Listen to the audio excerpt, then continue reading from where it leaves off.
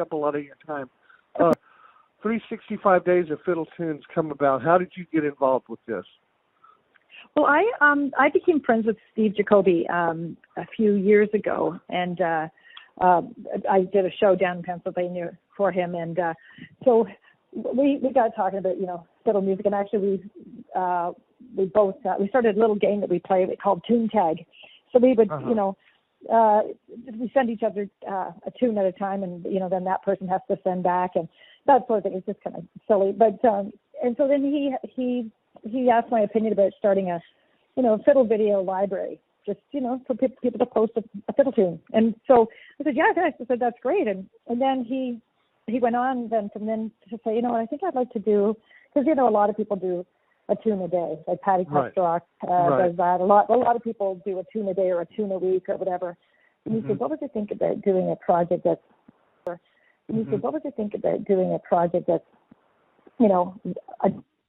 different tune every day of the year? I'm like, oh, that's great. They should do it. And so he said, yeah, I'm going to do it. And then he said, no, you think you could help me?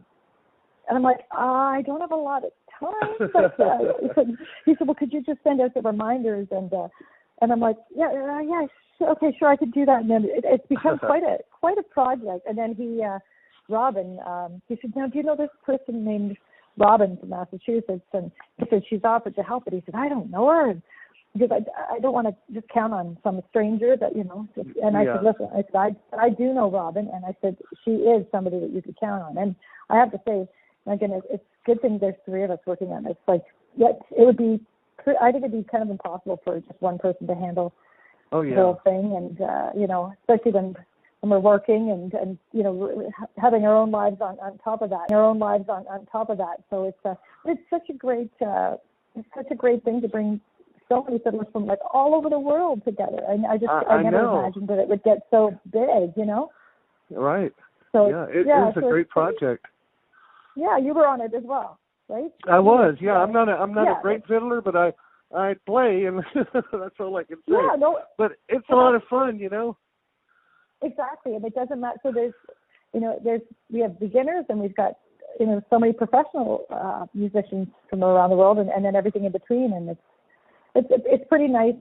People say, oh, like, what kind? Especially people who haven't played very very long. Like, they say, well, I don't know if I could do that, and I'm like, you just need a fiddle and a tune, and a willing spirit, and so it's been such a fun project. Right. Yeah. It was a lot of fun, and so Steve, I think it was such a great success, and if he planned on continuing, he didn't think so. No, I know. I think Robin says people are asking what we're going to do next. I thought, I know personally, like it's because I there's so many things that I still need to be doing for my own career, and I'm right. Just, in the morning, this sort of ties up my mornings, and then and then it's just intermittent through every single day, and I just think my job, or the way I keep my social media up, is terrible.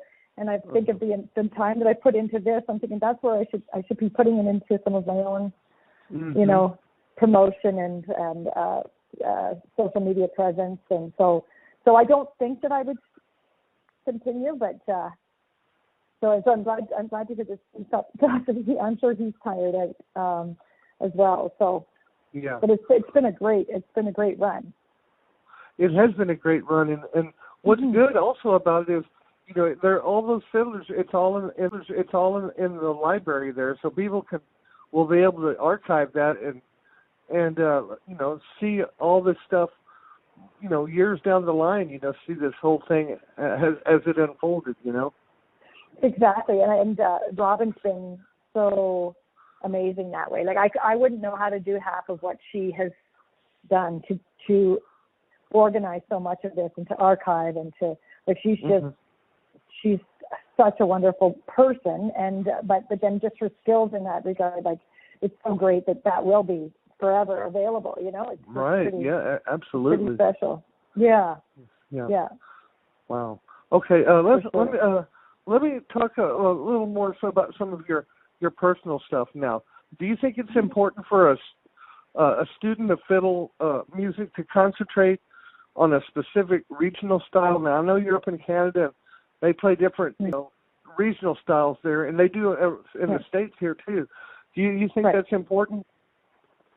I don't think anyone has to stick to a certain style at all. In my opinion, I mean, I certainly you just naturally have your regional influence, you know, as you're learning and growing up or whatever. But then I think if it ended there, I think sometimes so might be inspiration, you know. So I think it's so wonderful to introduce fiddlers to different styles of music, different styles of teachers, even bowing approaches, and I think that's what makes you the most rounded fiddler or musician that you can be, is when you are sort of when you do have access to these other styles. And I mean, eventually, I remember the first time somebody said that they really liked my style of playing. I thought, I have a style?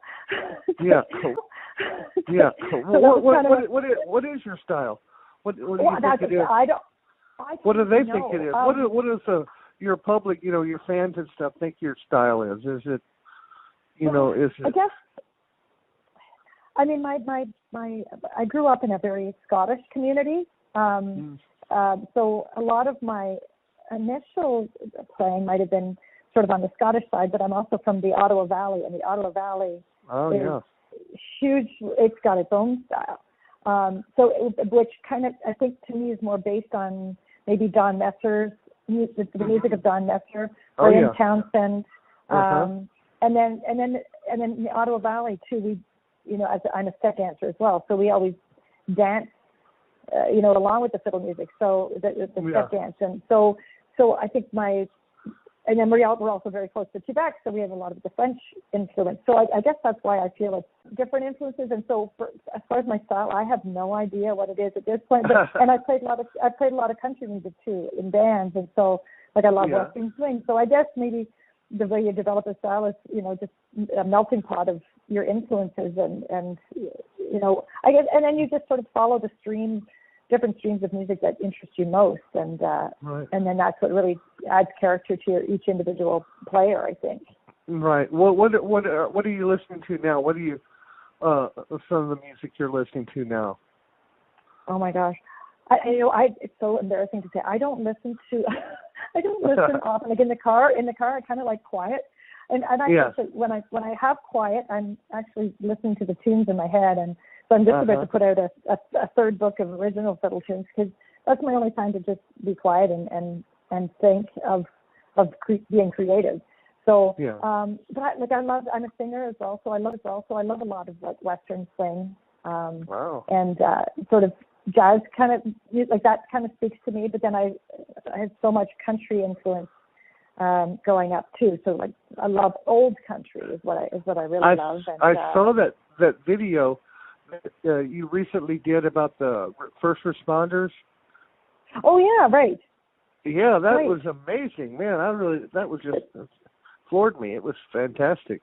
It was really nice, and I really just had a small part in that. It was I just played the fiddle, like it was more violin parts that they wanted in the background. But yeah, it was a really nice video. I'd still love to do, you know, a proper music video of my own. But I mean, I just have some live footage on my website. But but yeah, it's so I guess again my music is still. I think I would be bored if I just did Celtic, or if I just did country or whatever. I kind of do whatever speaks to me, whatever song kind of speaks to me, and then just hope that I can make it, I guess, bringing my voice and my playing to whatever I choose would keep it, consistent with my style of music, just with the voice and fiddle as a common element. But yeah, I don't know. And I love Alison Krauss's stuff, and Do you improvise? I'm not a great improviser. I don't have a lot of confidence improvising. If it's something slow or mid-tempo, I can handle my own for sure. But something at lightning speed, I'm not great at that. How does the variations come to you? How do they unfold?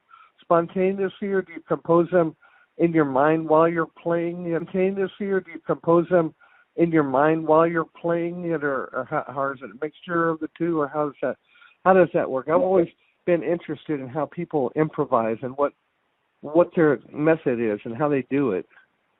Right. Well, for me, for years, I fly by the seat of my pants, really, because I usually don't have a chord chart.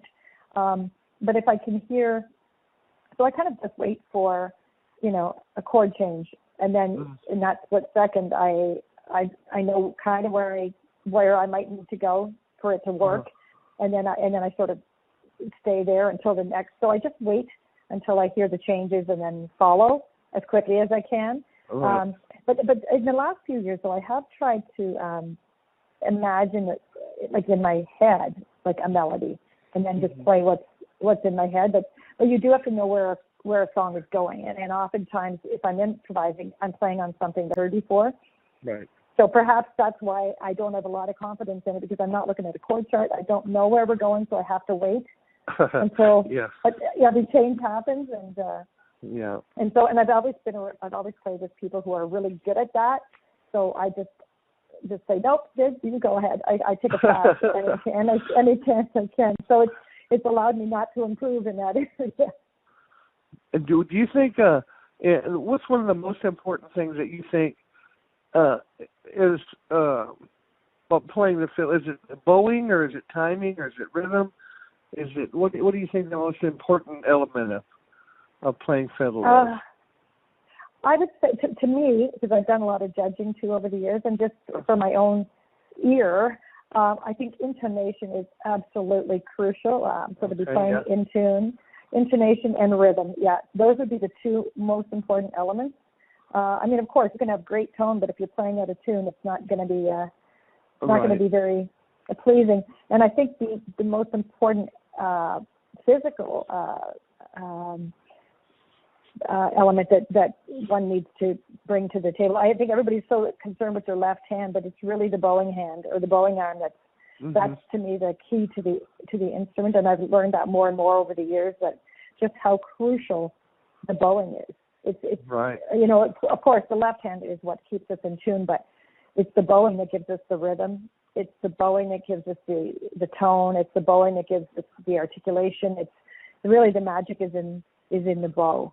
Yeah, I agree. And it's easy though to get caught up in the left hand. And I see fiddlers like looking at their left hand like crazy when I'm teaching. I'm like, I said, that hand is okay. Just leave it alone. It's trust. You need to trust the left hand once you got your flow, and it's trust. You need to trust the left hand once you got your shape, your hand shape down. But that's right. I find, and it's so hard to teach the bowing, especially because I teach a lot of adults who are coming to me. So I'm doing more coaching, or even young players who have come to me from other teachers and or having taught themselves, which is never what I want to hear.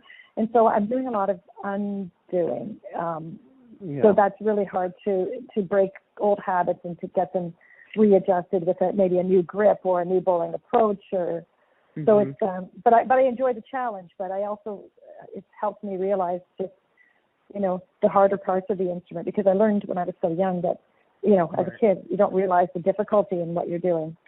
Right. Do you but as you start to teach. Yeah. Do you come from a musical background? Your parents are? I do. Yeah. My mom and dad both played violin. I'll say Scottish violin. So they were real Celtic players. And then my mom plays piano, and my dad plays fiddle. So that's good. It's great. So we grew up. I started dancing when I was 4. Oh wow! And I started playing fiddle when I was 9. So. And myself and my 2 sisters and mom and dad, we would go out to perform for all of the old age homes and the local fairs and strawberry socials and that sort of thing. So we got to enjoy a lot of music as a family growing up, which was a pretty nice gift. Oh, that's very nice. Very nice. How long did you practice when you were younger, and how much do you practice now?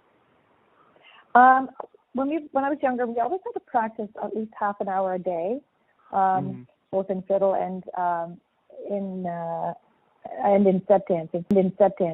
But then as I got older and I was taking like some classical exams and that sort of thing, then we had to practice an hour a day. And I'm so thankful that I was pushed to do that because, you know, what kid is going to say, hey, Mom, I think I should practice now? So right, exactly. that we were put on a schedule. And then now I play for an hour every day. I play in the morning for an hour just because I want to stay in shape for shows. Because if I don't touch it for, you know I won't forget how, but I won't be on top of my game if a show's coming up. If I haven't been playing or dancing, then I can't just. It wouldn't add to the confidence stepping on stage if you hadn't played. If I hadn't played in weeks or months. So I do try to play every day, and I still love it. So it's a great way to start my day. That's great. Mm-hmm. Who are some of your musical heroes? Oh gosh.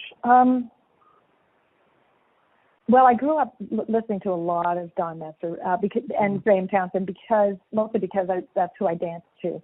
You know, we had their records at home, so I danced to I was so familiar with their music as a dancer, and then and then just growing up in the competition scene, Calvin Ballrath is one of my favorite players. Oh, me too. He's just so he can amazing. Play anything. Oh, yeah, it's so effortless, and so I'm a real fan of his. Shane Cook, I don't know if you know Shane Cook or not. Yeah, I've heard. He's another. He is incredible. He's one of my favorites. And then I listen to a lot of country music. So Merle Haggard is a big. It's like all the old country singers and even some of the older fiddle players from those genres are some of my favorites. And type thing or swingy kind of music is a big interest for me. Yeah, well, Bob Wills and stuff like that. Exactly. Huh? Wow. Yeah. Where do you get your inspiration from? Where does your inspiration, if you're composing, come from? Sometimes I compose just for because I do a lot of teaching and workshops. So sometimes I'm just inspired to write something for the group that I'm going to teach because I want to sort of bring together enough elements that I want a typical fiddler to work on.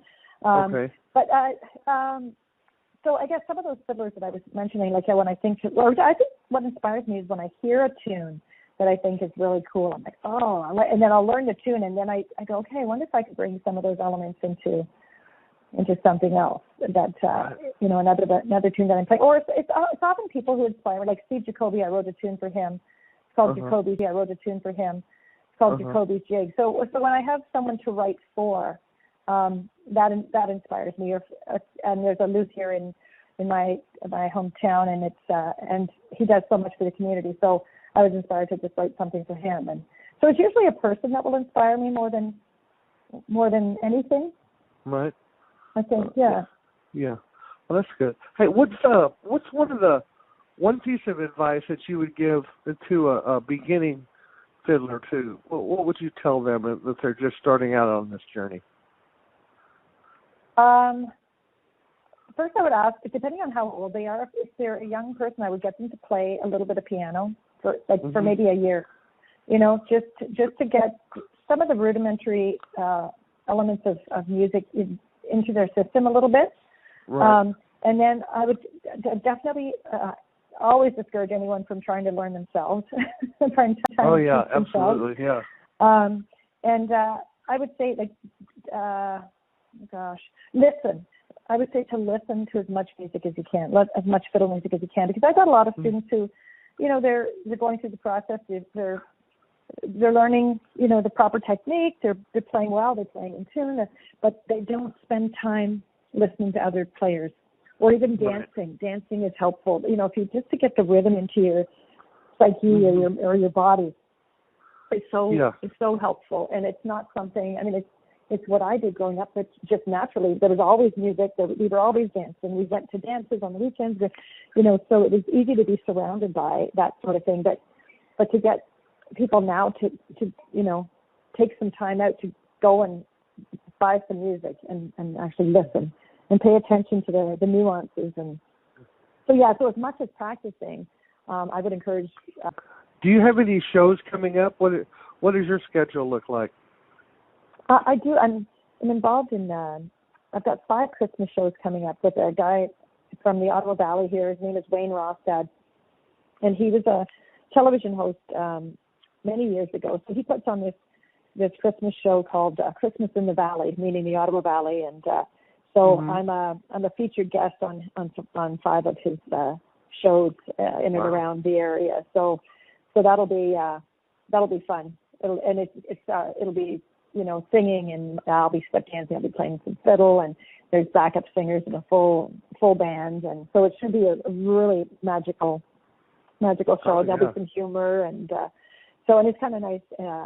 Instead of me doing my own show for this one, which I carry all the weight of that one and all the all the prep work and everything. So it's kind of nice to just be hired, and so somebody else is doing all the organizing and the managing and the that sort of thing, and all looking after the sound and merchandise, and so I just get to go and do my part. So what do you like to do for fun when you're not playing?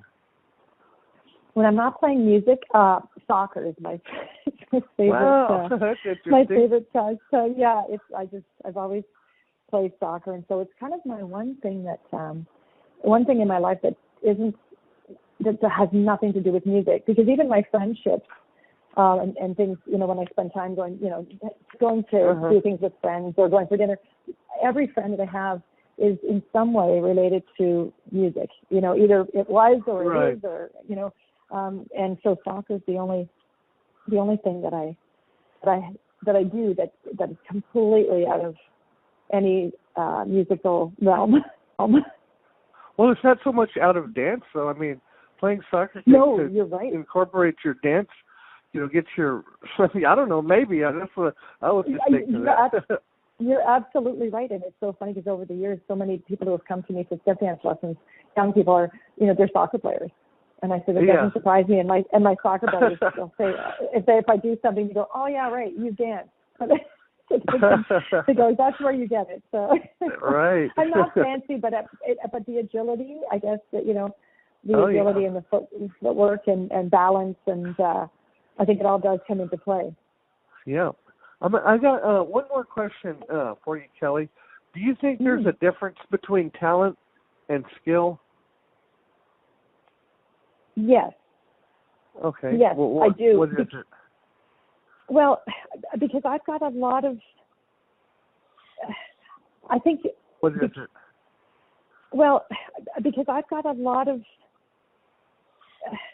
I think what makes a really great fiddler is a combination of both. And I often have students who are what I would say naturally talented, but they don't apply themselves as much as I wish they would, because they could, if they built up their skills to match their talent, they would be like exceptional, Wow. And then I've got some people who really work on their skills. They work so hard on their skills, but they lack that natural musical gene, talent. That really strong natural talent. So they get better, but there will always be something a little bit unmusical about everything they play, and that's what you can't teach. And so I think there is a difference. Yeah, and I believe I find you're it right. so frustrating. Yeah, do you know what I mean? Yeah, absolutely.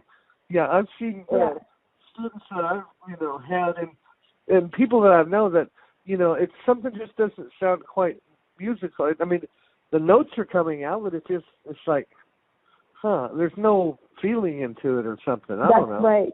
That's right. It's very, I would call it mechanical. Mechanical. It's got all the. Yeah, it's the skills are all there. Everything's in its place, and yet there's just something that's